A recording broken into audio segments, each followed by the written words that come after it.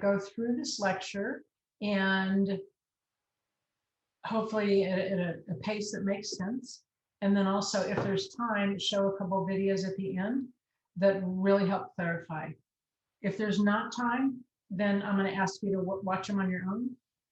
The sooner you do it, the better. But this is a really interesting part of understanding early feeding practices, because even if you don't experience food allergies or there's nobody in your family does professionally, you may encounter people with this, and it's good to understand how serious that it can be. Okay, so now notice what I say here: food allergy and food sensitivity and intolerance. I'm going to differentiate between these two conditions, a real allergy versus an intolerance, throughout the lecture. Okay, so it's kind of two things we're talking about here. Some people have an actual allergic reaction to food. Some people just don't like eating or feel bad. So we'll differentiate between that. So here's the outline. We'll talk about definitions, which I just mentioned, and a little bit about prevalence, just so you have an understanding of how much this matters to families, and also how allergies work.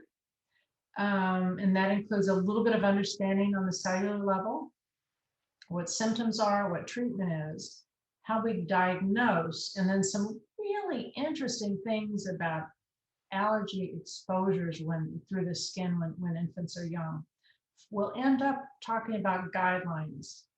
And so this is a fun topic because the guidelines have changed a lot, because when the incidence of peanut allergies went up several years ago, physicians recommended that people don't give peanuts to their infants. Well, let's avoid them. If they cause allergies, let's avoid them. And that attitude or that advice was completely dead wrong, because the avoidance of giving kids peanuts actually increased, or peanut butter, peanut exposure, increased the incidence of peanut allergy. So just remember that as we go through this lecture, because it's really quite interesting. It's a good testament to why we need to follow evidence and follow the science, instead of just going, hey, this seems like a good idea, let's try it, because they said it seems like a good idea and they were dead wrong. Okay, so again, I told you that I was going to focus on these definitions first. So food allergy, which is here, and food intolerance or sensitivities here. So first, I'm going to do it in reverse order. A food allergy is a reaction to food that is IgE mediated. And probably most of you don't know what that is yet, and that's okay. Part of the purpose of our talk today is to kind of get clear on what that is. So this wasn't on your slide, but I put it on here when I was thinking about this. IgE stands for immunoglobulin E, and that is a molecule, the type of molecule that we make when we launch an immune response. If you've had COVID, you have antibodies to a particular pathogen, or actually you have it to some of the proteins on the outside of the COVID cell coat, okay, or not cell coat, but on the coat, right? So when we are exposed to potentially allergenic things, we produce antibodies. Sometimes these antibodies don't cause any trouble at all. A lot of us don't have cedar allergy problems. Right? I don't really have, I may sniffle a little, but it's not a big deal. I went camping in January with one of my colleagues. She was so sick from cedar allergy, she almost couldn't talk. Her face was bright red and pulsing. She was miserable beyond belief, because she had a strong allergy to that substance. Okay, so let's back up a little bit. So if someone has a food allergy, you can actually, or any type of allergy, you can tell by the presence of IgE antibodies in their blood. So someone that has a strong cedar allergy, if you took some blood, you would go, oh, wow, they have really high levels of antibodies to this particular allergy. So we can tell, all right? And so this is often part of the diagnosis process. And also the symptoms occur pretty soon after ingestion. This isn't something that happens a few days later. If it's a real allergy, it happens. And the range of symptoms are interesting because they can be severe, anywhere from not that severe to discomfort to anaphylactic shock. Okay, so food allergies are more important with respect to risk for death. Food sensitivity and intolerance is less important because we don't have risk for death, but it's still important because people experience a great deal of discomfort from these sensitivities.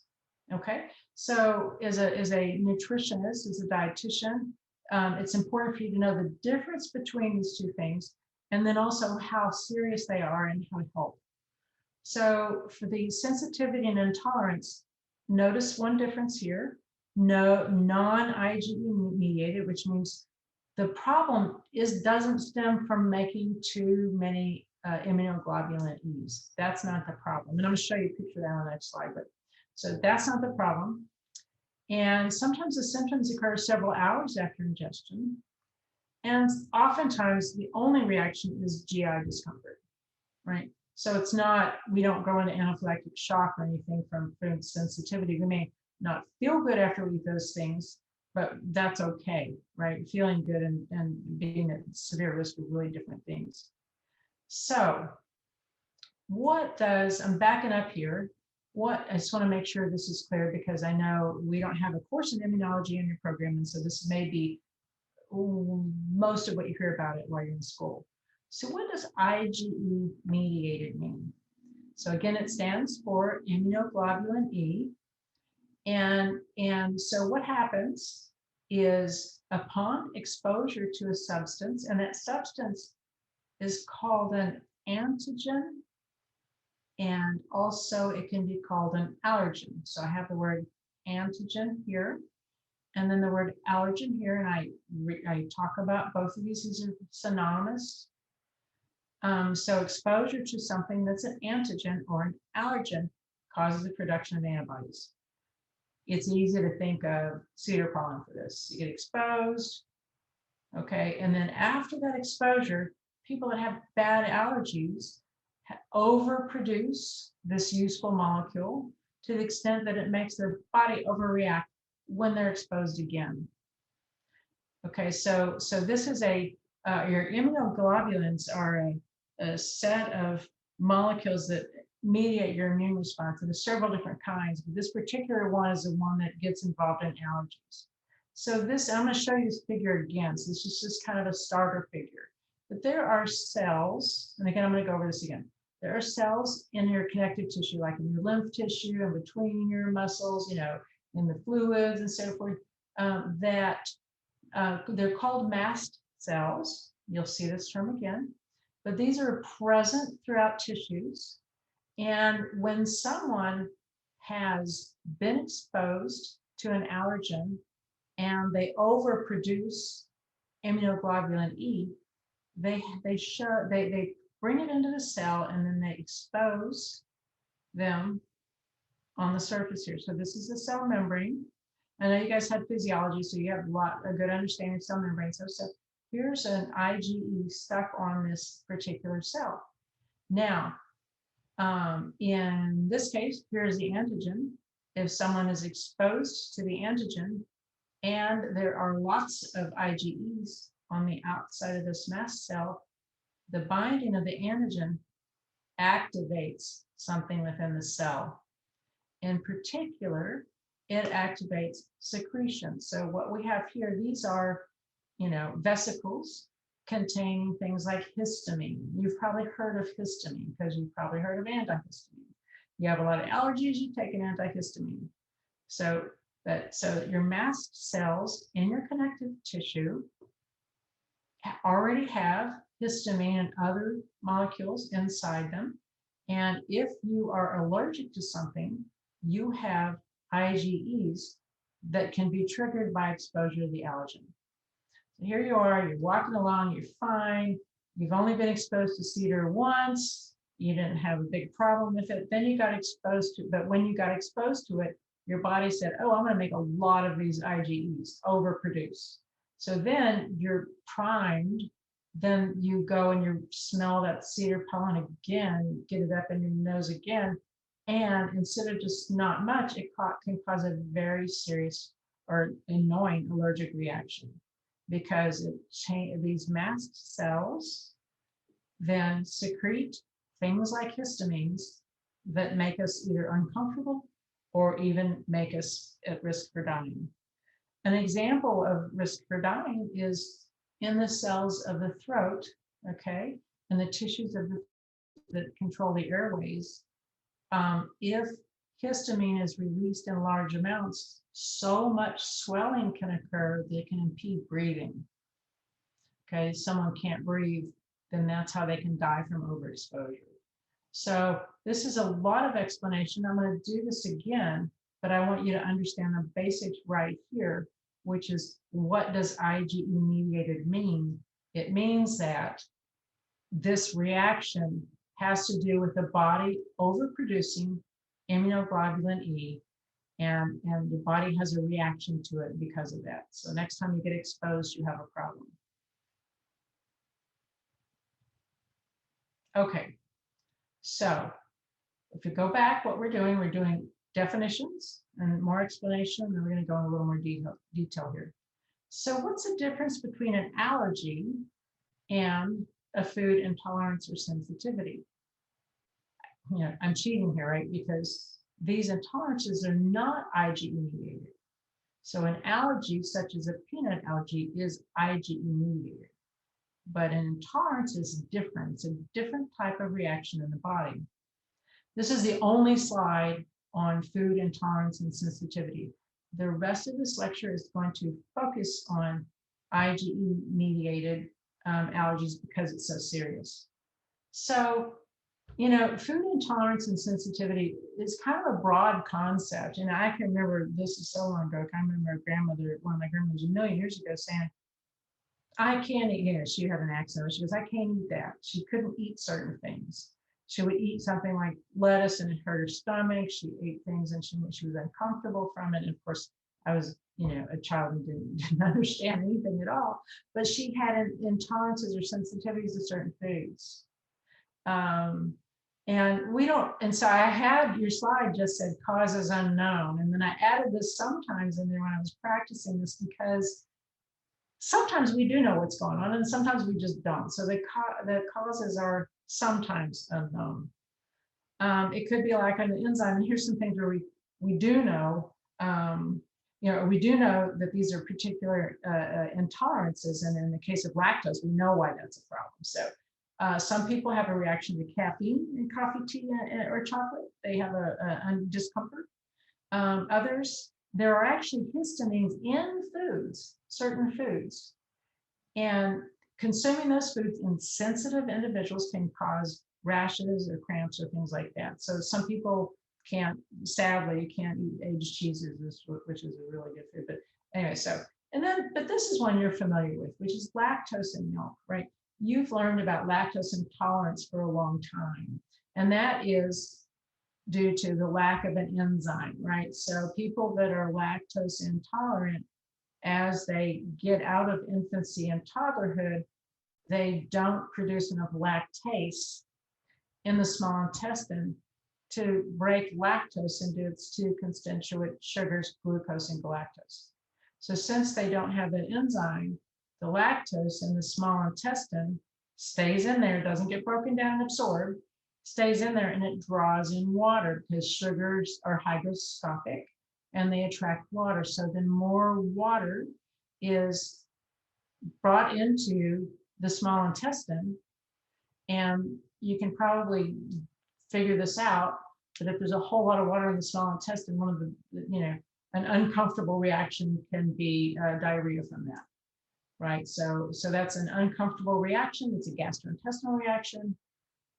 People don't die from it. They wish they hadn't had the dairy, okay, but they live to see another day. So there's certain foods that here's some examples, but there's certain foods that cause sensitivity.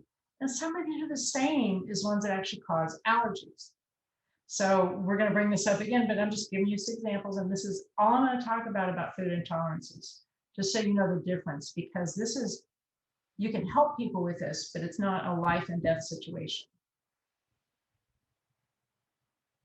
I'm doing a little check here. How are we doing? Is this making sense, please?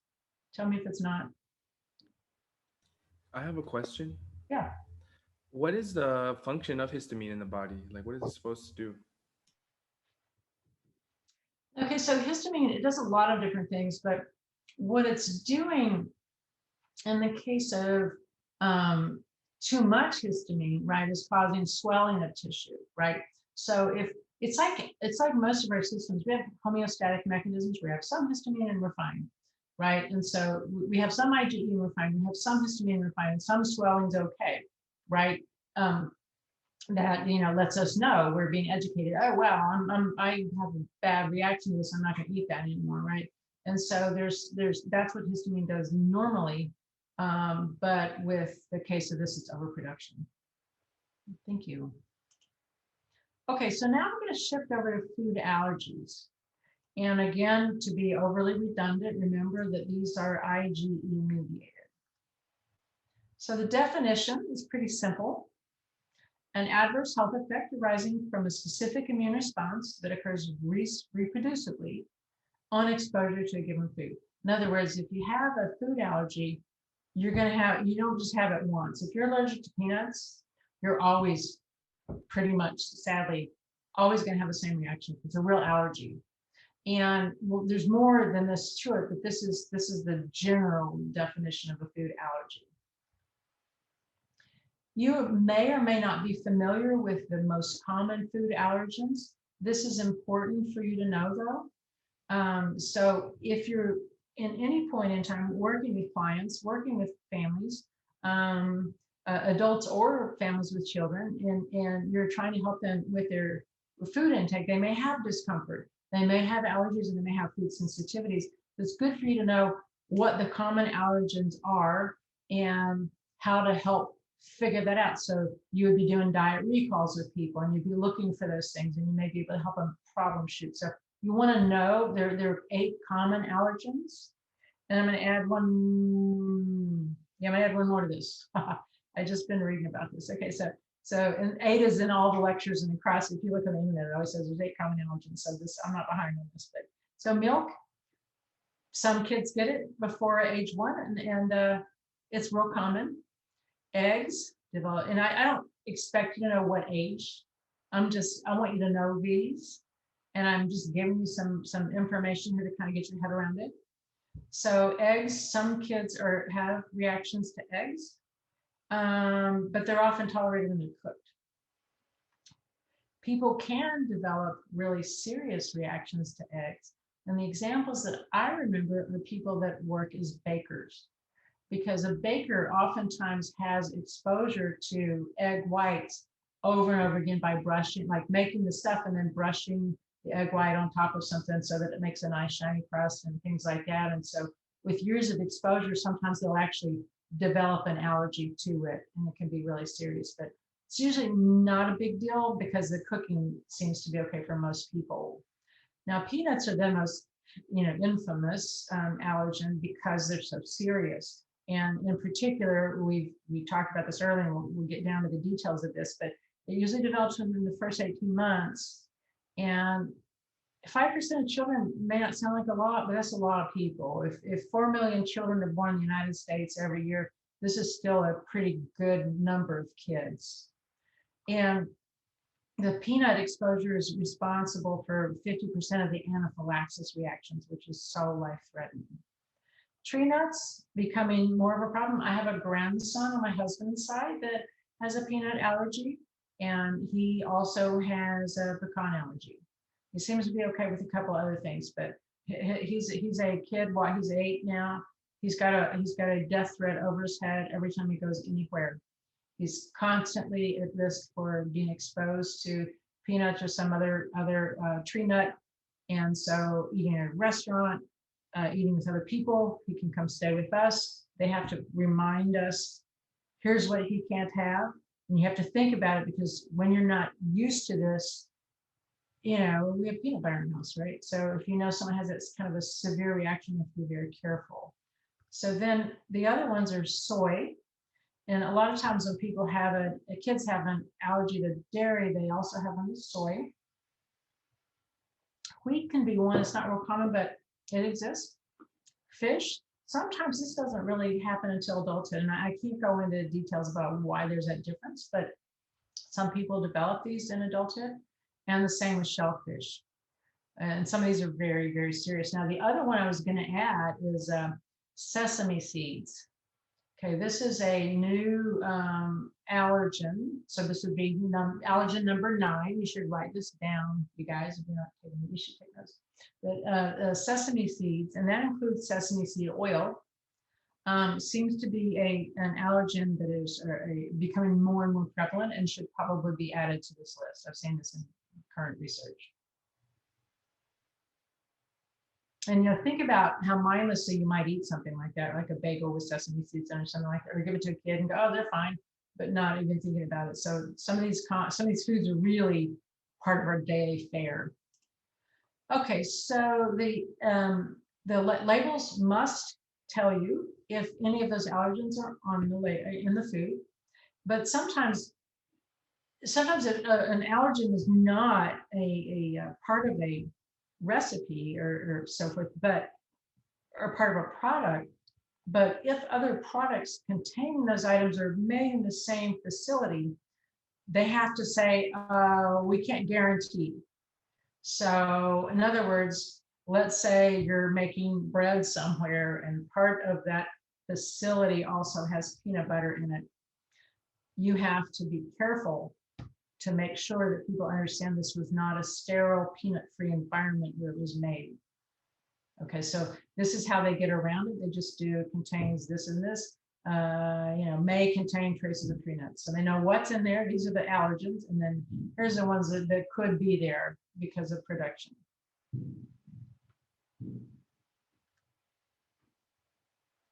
Okay, this is a lot of numbers. I'm not interested in the numbers. I want to paint the picture for you. I mean, I'm interested in the numbers. I don't need you to recount them. But think about this, because then you get your head around how serious this is. So there's 32 million in the US with 5.6 million children with food allergies. So you're likely in working people and encountering people with food allergies. Every 3 minutes, someone goes to ER because of food allergy. And when I was reviewing this, I was thinking about COVID right now and how many people haven't gone anywhere because of fear for things. So I don't know what those stats are right now.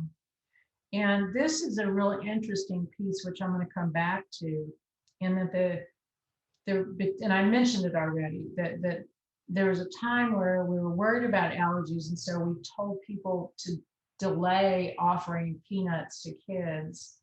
And during this time, that's when we saw a rise in incidence of food allergies. So we got that wrong. I'm not taking responsibility for that. The researchers got that wrong. Okay, so the peanut allergies more than tripled during that time. So then there's some really cool research where we figured out what was going on. So that's how we're going to kind of finish the story up. So anyway, lots of people have food allergies. So let's go back to this, because I like to kind of cover things twice when it may be new information. And I have a little bit more information here. So what does IgE mediated mean?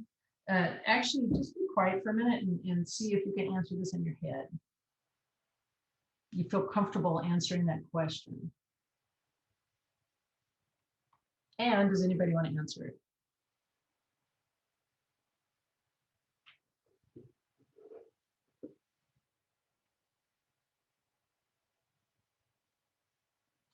What's IgE? It's immunoglobulin E. Yeah, cool. What is an immunoglobulin? Antibody. An immunoglobulin. An antigen. Would you say, yeah? No, an immunoglobulin is not, it's an antibody. Okay, so you look at the first bullet there, it's an antibody produced by the immune system. So we produce several different immunoglobulins, and they have different names like IgE. You may have heard of IgA. I don't know if I brought this up with breastfeeding, but IgA is a type of immunoglobulin that is in secretions, like human milk. So we have different antibodies produced naturally in our bodies. So IgE is one that's produced by the immune system. Again, overproduction causes the allergy. And this is new information that I didn't already share with you, which is before an IgE-mediated food allergy manifests, people have to be sensitized first. Okay, so this is a little bit richer story. So let's take a minute and let's go over this process again and talk about what I mean by being sensitized. So we did say earlier, remind you that the word allergen and antigen are interchangeable. So peanut protein is an allergen and the antigen in the case of a peanut allergy. So do you remember what kind of cell this is? You can even read it off the slide. Mast cell. Yeah, thank you. You know, it helps, even though you're following, it helps to make yourself come up with those terms and kind of refresh them in your mind. So you go, because I know what it's like to listen to lectures, especially, I don't know about Zoom, but if you take notes, it helps, but also if you make yourself recall those words and kind of write them down, it helps you process it a little better.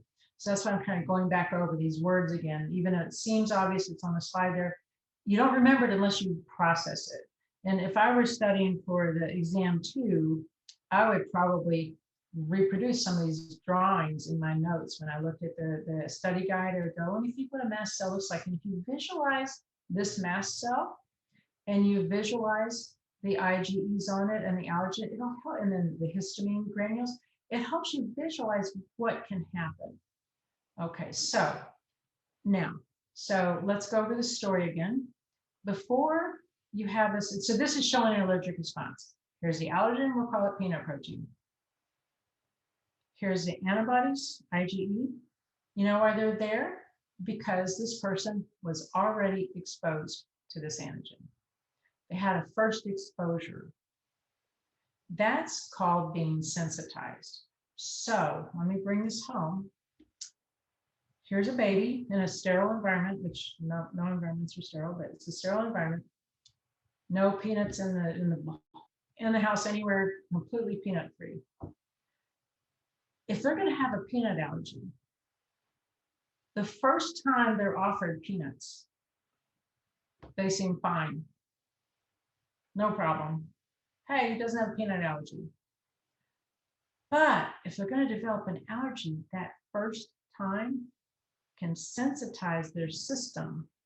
So their system overreacts, produces IgE, and so the next time they get exposed to peanuts, that peanut protein, they can have a big reaction to it. Okay, so what happens is that first exposure sensitizes the immune system, and then the second exposure sets off this reaction that causes all the problems. Does that make sense? Does sensitization make sense to you? I have a question about the safety of feeding like a major allergen to an infant. And I understand that the first time you're not going to feed it to them, and the second time they're going to have a reaction. Is it possible for that reaction to be like so bad that it could be a fatal reaction? There could be a what? A fatal reaction? The like first how? time or the second time? The second time. Yeah. Yeah, so what I'm going to do is I'm kind of taking my time to go through the process here, and then I'm going to get to what the recommendations were and then what they are now, and then show you a video just about that exact same thing. Okay, so I'm building my way up slowly because I wanted you to understand, you know, allergy, this is IgE, your mast cell, histamine, all this kind of stuff, so you have a frame of reference. Does that make sense, Brianna? Yeah, no, I'm just kind of rearing to like hear that information because I want to know it for my own personal information. Right. It becomes very personal when you're taking care of a child. It sure does. So I'm going slow, but I'm trying to be methodical here. Okay, so let's go back here. Before an IgE-mediated food allergy manifests, which means they have to be sensitized. So this is sensitization precedes development of IgE-mediated allergens. I'm saying the same thing, but I'm giving you the steps that are involved. So a food allergen Remember, the term antigen and allergen are interchangeable, such as a peanut protein, or absorbed through the intestinal lining. Begins sensitization. First bite, peanuts. The body mounts an immune response, which is the production of the IgE antibodies for that particular item. This refers to sensitization. Some people, their first exposure, they make some IgE antibodies, don't worry about it, not very much, it's not a big deal.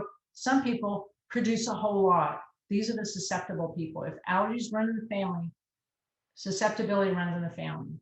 So this can, if an infant if it runs in the family or they're at risk, then this exposure the first time is the sensitization. And that can lead them to development of the allergy. Okay, so here's a picture. Again, this isn't perfect, but I like to be redundant here. So here's your antigen. What's another word for antigen? Allergen. Beautiful, allergen. Okay. So it affects, and I won't ask you the types of cells. There are white blood cells that manage the immune response. You can have an entire course on immunology. I took one in graduate school 1,000 years ago. So it's really fun, but it's an entirely different world, just like some of your nutrition classes are entirely different worlds. So the antigen causes a certain cell type to make IgEs. And I have more information about a mast cell here. So here's a mast cell. Remember, those cells are in your connective tissue and your airways and between cells and, ready to help you or cause havoc, okay? It's a white blood cell in the connective tissues. Okay, so you make an immune cell makes these IgE antibodies. The mast cell then displays them on the outside of the cell. And as you know, when an antigen binds, that causes the release of histamine. Now, probably the best way to explain this is when there's a lot of IgEs, more than you see here, they can actually cross-link. So an antigen can, for those of you that care about this stuff, can cross-bind two of these, and that seems to make things worse. So if you have lots of IgE, then you're more at risk. So that's why if you take a blood sample and you go, oh, wow, you're allergic to oak pollen, because your IgE levels are really high. So that's how doctors and healthcare professionals that work with allergies can kind of tell what's going on. They can look at levels of IgE. Not at first, in babies it's hard, but this is for adults. So anyway, this is just kind of redundant to explain to you what happens. And there's other things that happen, so beyond the scope of the class, but we do many other things with the immune system. We get other cells ready that actually help train this beta cell to overproduce. You don't need to know about that. It's a complex process. This is redundant from what we've talked about, and I just want to make sure you understand it. So here's the same thing, because I like redundancy if it's a new concept, and I like to explain it in different ways. So we're getting at this again. So here's a non-food example, okay, but it's the same concept. So here's the pollen. The first time an allergy-prone person runs across an allergen such as ragweed, y'all know the story, right? You run across your sensitization, right? And so then they make large amounts of ragweed, IgE antibody, okay? So they are sensitized here. And then these IgE molecules attach themselves to mast cells. And so this mast cell is cocked and ready to go. This antigen or allergen comes back again, it's like, okay, I'm going to respond. And okay, so when the allergen or antigen binds, they produce, the cells produce granules, which you saw there were red dots in the earlier pictures, that release. I need to stop touching my mouse apparently. They release chemical mediators like histamine that can cause the effect.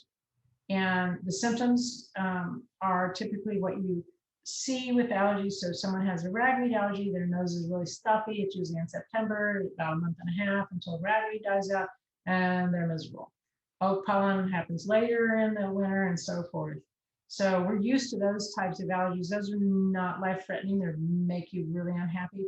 But the food scenario here can be life-threatening because of the closing of the airways.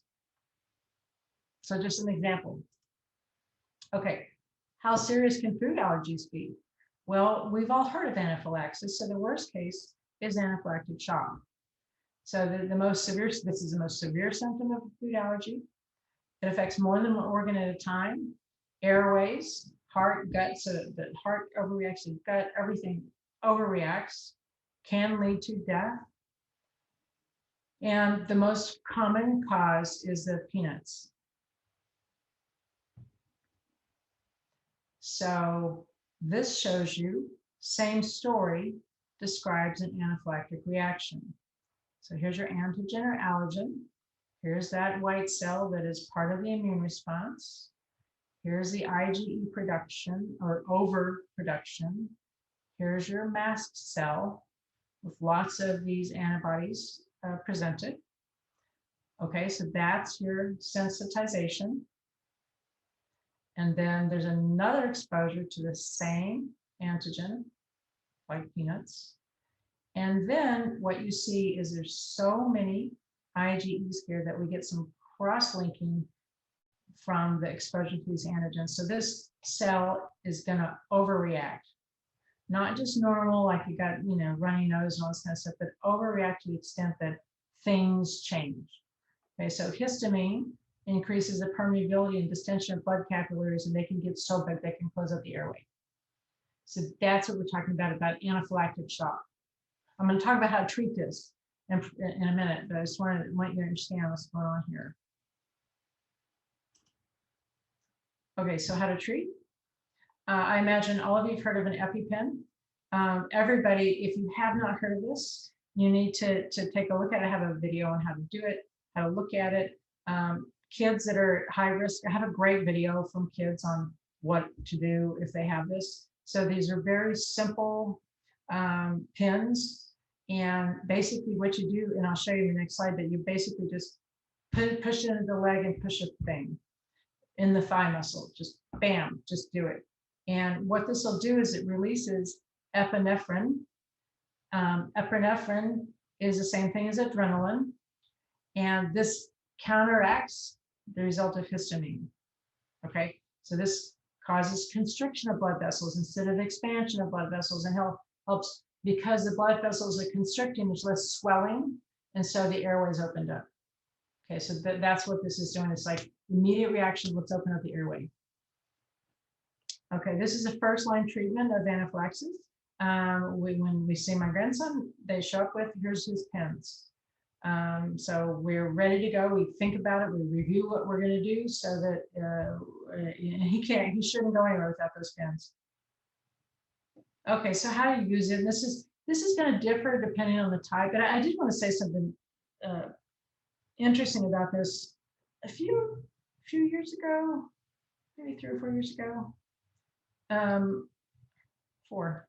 a company that manufactured EpiPens decided to raise the price. And the price was, they're already very expensive. If insurance doesn't pay for it, they're very expensive. My daughter had to buy one. I may have already told you that as a story, but I'll tell it to you again. It's okay. But my daughter had to buy one because she was worried that my grandson, her first kid, had a peanut allergy. And I didn't think he did, but you have to be careful because my goodness, if you're wrong, and they're sensitizing the second time, it's really scary, right? And so they had to buy it, and you get 2 of them together, and they last a year. The kit lasts a year, and it's $500 out of pocket. Her insurance wouldn't pay it. So think about how many people that don't have $500 and don't have insurance. So it's this was one of the biggest sins that happened in the pharmaceutical industry, and other pharmaceutical industry came in and lowered the prices. But this is absurd. This should actually be free, given that it's life-threatening like this. So anyway, you pull it off, you smash it in the thigh, and you do one of them, and then actually, just so you know, in a 2-hour period, somebody can have a rebound effect and have the same allergic response all over again. So you don't just give them a shot, the first one, and go, oh, good, things are fine, we're done now. You've got to be careful. What you want to do is take them to the doctor after that. And so he's under or he or she's under medical care to make sure when it happens again, there's more epinephrine ready. But if you're in a power outage or whatever's going on in our world right now, then you want to be ready to give the second one. Because sometimes the first one saves their life, but they can be at risk again in 2 hours. So this is just to kind of give you an idea about it. Yeah, kids have to be trained on this stuff.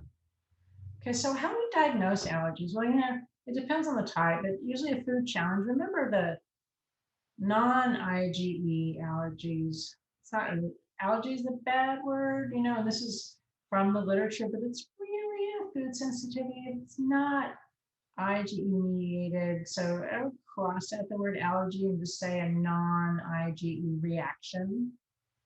The better way to do this. Then avoid that. Okay, so if you have lactose intolerance, don't eat lactose. If you eat aged cheeses and you feel bad, don't eat the aged cheeses anymore. So avoid the allergen or the component, right? And so, but in the IgE allergy, then obviously things are more serious because of potential for anaphylaxis. So as a dietitian, you would take your diet history, you record, food triggers, help with the timing and so forth. So you can help process this, and that's an important thing to be able to do. This is new for you, I think. I find this incredibly interesting. It's not just the first oral exposure in the case of something like peanut allergy that may sensitize a kid. It may be a skin exposure. What that means is, let's picture in your mind a house with 3 kids. First 2 kids, no peanut allergy, no problem. Third kid's not getting food yet. It's breastfed or formula fed or whatever. It's not ready yet. But because those other 2 kids are around breeding peanuts and, peanut butter and something that, it's around, they could be exposed to that potential antigen in their skin.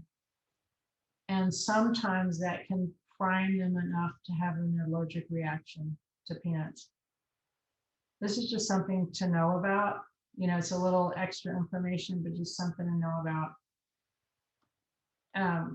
So, my daughter has 3 kids. First kid, we were worried about, they were worried, I wasn't. They were worried about he had a peanut allergy. He didn't, because I'm right. But then the third kid, the other 2 kids are breathing all over him and kissing him and just slamming him and all this kind of stuff. He's like 8 months old now. But during that time, I'm thinking that's peanut allergy, peanut exposure.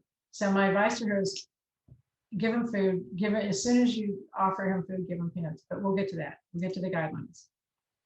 So again, this is just tells a story. And peanuts in the house can become part of dust cells and they can sensitize a kid. And actually there's also some products, and I didn't even know this, but wheat oils, or some oils and soaps and stuff that can also potentially, if you rub babies and lotion and stuff like that, you can sensitize them to wheat or something. So oddly, what you want to do is give them lots of oral exposure, and that's what saves them. Okay, so we're getting into guidelines now. So I told you already that we did the wrong thing. So the old guidelines, because people were concerned about peanut allergies, was to delay the introduction of common food allergens, especially to high-risk infants. And who's high risk? If there's allergies in the family is a perfect example. So that's what the old guidelines said in 2000 and 2008. And these outdated guidelines were to delay the introduction to mothers and high-risk infants. And what happened, it didn't help.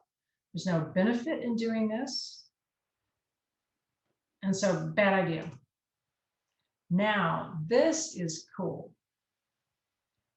Around, I think it's 2005, I may be wrong on the date, but there's a couple studies, and I have them written out here, learning early about peanut allergies, called the LEAP study.